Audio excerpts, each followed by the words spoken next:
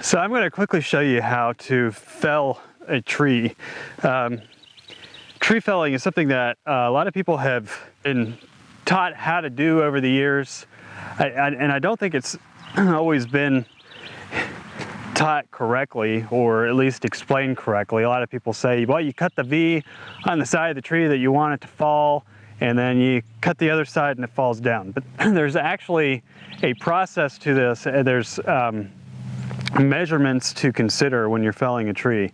Number one, if a tree looks dead like this and you are not experienced at felling a tree, don't try and fell it, because you could run into issues. A dead tree needs a slightly larger V-cut on the other side to make sure that it's falling in the right direction. It's not as strong as a living tree. This tree I killed early fall. I caught it on fire trying to get rid of the poison ivy. I just don't want the tree anymore. But when I killed this tree, my plan was to cut it down, and so I know that the tree hasn't been dead that long. The wood is still pretty strong. I could do this the normal way of felling without having to worry about any special precautions. I do have to worry about the poison ivy on the tree. You can see it's just covered in the vines. And what I'm going to do is I'm going to try and lay this tree down on this old fence line. There's a couple trees on the other side that I'm going to lay down with it, and then I'll probably catch that on fire. That's how I got rid of this fence line here. Just a lot of buildup and debris. We have a new fence line on the other side of our leach field, and so I'm trying to clear out the old junk so that we have a nice view of the fence line we've been building from our house. So I'm going to fell this tree. Now, the first thing when you're felling a tree is you pretty much, you can do it with just 3 items. Number 1 is the tree. Number 2, I like to bring a splitting axe with me, and I'll show you what this is for in a minute. And then number 3, you've got your chainsaw. That's all you really need. They do make other pieces of equipment. I'll explain when I get to that in just a moment. But this is this tree is somewhat leaning back this way, somewhat leaning that way. I want it to go into the fence line there. And so what I'm going to do is when I cut my V, I'm going to cut the V so that it's about 25% into the depth of this tree. This tree is all sorts of cattywampus. It has lots of different depths. So that'll be kind of an interesting, it'll be interesting to see how I can do this. I'm going to try and overshoot that fence just a tad, thinking that it's going to come back a little bit on me.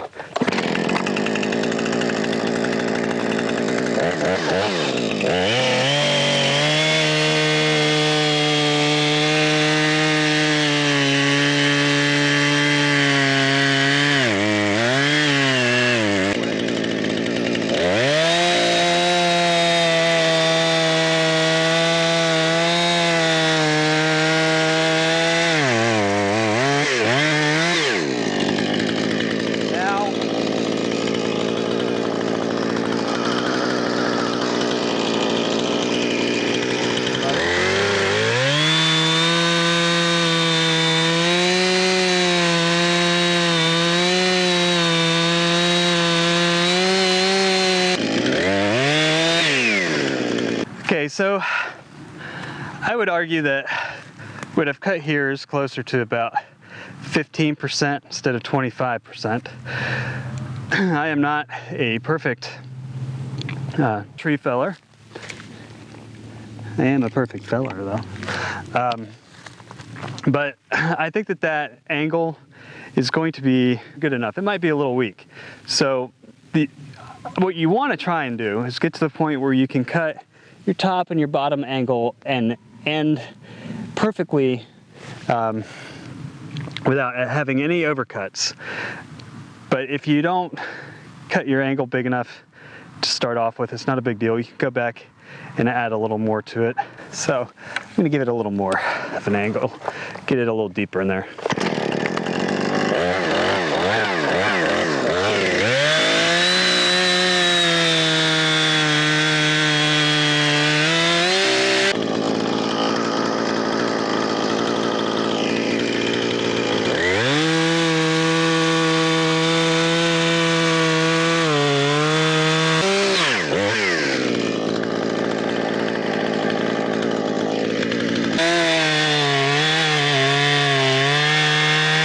Okay, so that wasn't at all a perfect cut, but I think it'll be good enough for what we're gonna do here today.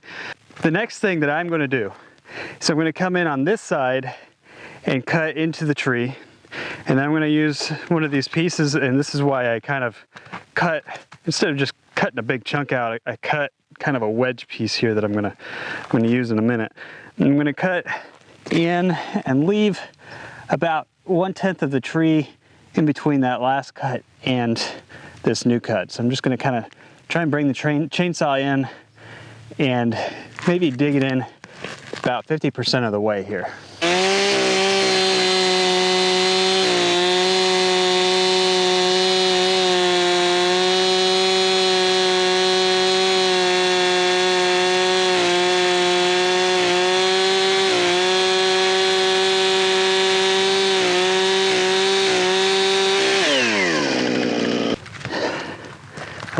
This is where I come in with my wedge, and the want is to try and get that one might be a little too thick.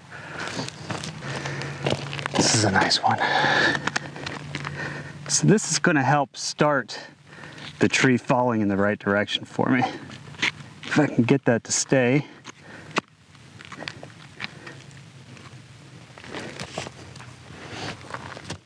There we go.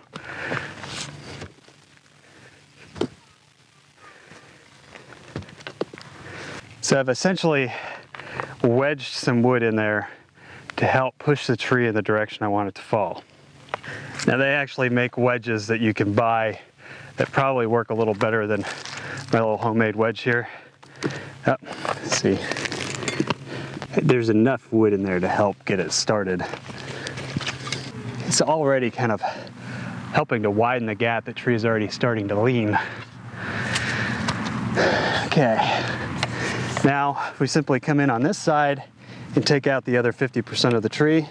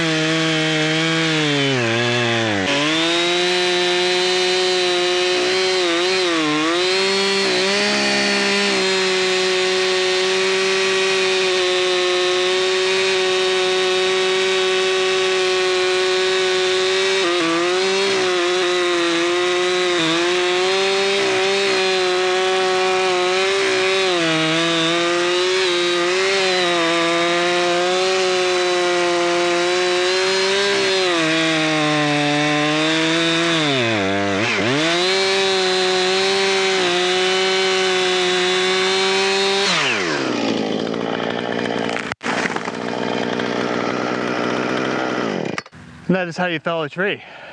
Right on the fence line? That's what I wanted, because I'm gonna catch it on fire. Huh? I'm gonna burn off the fence line. Oh, well then it landed perfect. Yes, it did. Shauna says it landed perfect. This was by no means a perfect cut. If I did this perfectly, I would have my stripe here going all the way across of 10%, because that would mean that my cut here was perfect, and this cut on this side of the tree would have just been a tad bit higher than the bottom of my angle on the other side of the tree.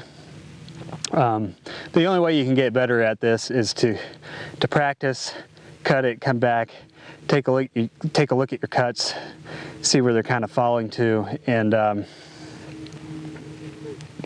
you know, try and improve on the next one.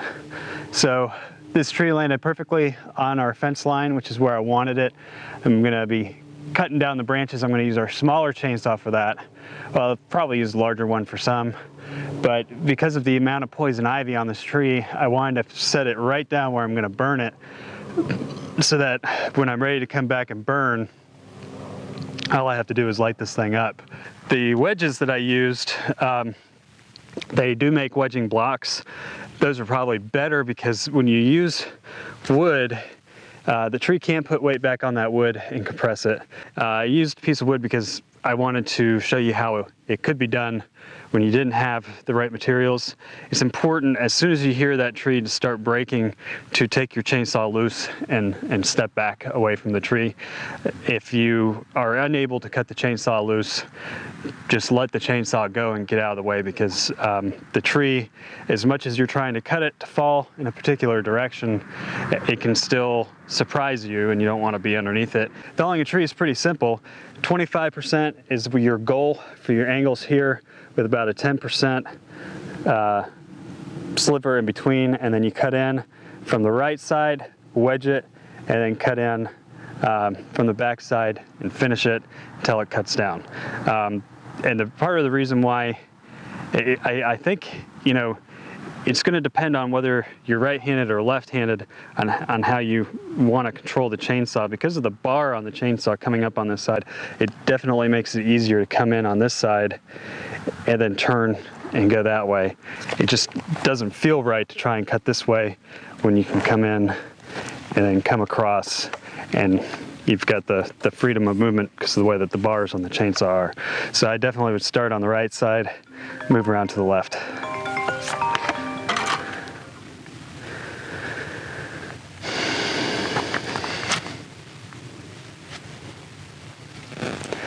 Hello, this is Charlie. Charlie, just Hey, how are you?